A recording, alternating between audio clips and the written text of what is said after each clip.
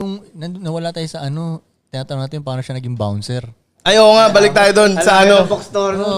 Sa Gusto ko rin malaman. Pinento nyo na sa akin din yun eh. Minnesota. Minnesota. Gusto ko malaman bakit ba bouncer doc eh. Kasi walang experience, First diba, job. Doc? First job.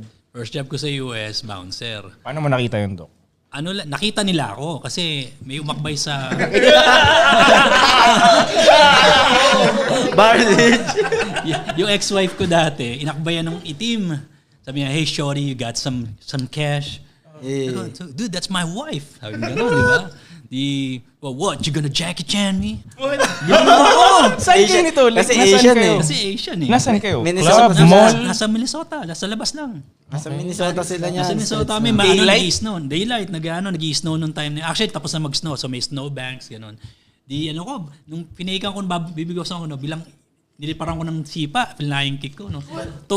Nahulog si Mokong sa bridge, pero buti na yung bridge mababa lang. Laglag siya sa snowbanks. Di ako din, nag-worry ako sa, namatay yata. Pagbanting ko, hindi, gumaganon-ganon pa. Oh. Gagawa pa ng snow angel. Ay, okay pa to. Okay pa to. Tapos may lumapit sa akin lalaki, hey man, you know some martial arts? I go, yeah, I do. Sabi niya, you wanna be a bouncer? I go, where?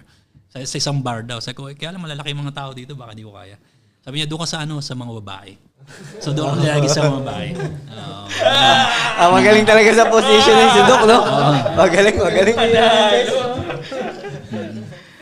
Placing tawag doon. Ilang years ka nung Doc, naging bouncer? Months lang, parang lang yata, 4 or 5 months lang eh. Kasi nag